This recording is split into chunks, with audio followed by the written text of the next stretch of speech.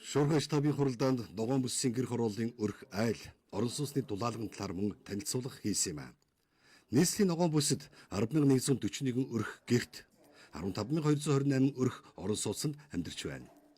Эдгээр айл өрхийн гэр орон сууцны дулаан алдалтыг багасгаснаар халаалтын зардлыг одоогийнхоос нь 2-3 дахин бууруулж, улмаар агаарын бохирдлыг бууруулахад ч хувь нэмэртэй гэдгийг хот байгуулалт барилга орон сууцчуулалтын яамнаас танилцууллаа.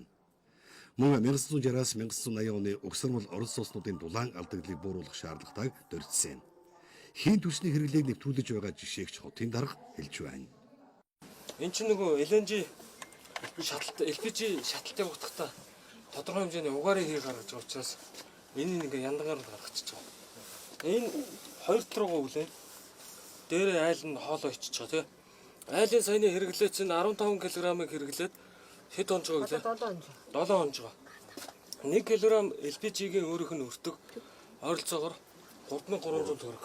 Баянзүрх дүүргийн 13 дугаар хорооны иргэн төгс жаргалынх хийн түвшний зуух ашиглаж эхлээд ердөө л 7 онож байгаа юм байна. Үнс нурам гэж бурхан дээр дулаан тогтоо байгаа тухай ярьжээ. Одоо дулаан алдалтаа багасгавал зардал илүү бага гарна гэж ярьсан байна. Ер нь бол одоо буцаад зуух руугаа бол ормоогүй санагдах юм байна. Тийм чившин сайхан тийм үнс бодохгүй. За аюулгүй ажиллагаан дээр бид нэг юм бас одоо эхлүүлсэн явж байгаа тийм. Нөгөө багнан дээр газын датчикууд яг угаар мэдрэгч. Угаар мэдрэгчтэй адилхан газын датчик мэдрэгчийг бид нар тодорхой компаниар хийлгээд бас одоо туршаад эхэлсэн явж байгаа. Үүнээс гадна нийслэл Улаанбаатар хотын тулгымсан асуудлыг цогцоор нь шийдвэрлэж цаашд төлөвлөлтийн нэгдсэн болгоор хөгжүүлэх зарчмыг засгийн газар барьж байна. Энэ хүрээнд хурдны замуудыг барьж байгуулах бөгөөд тэдгээрийн нэг нь босоо тэнхлэхийн экспресс зам юм.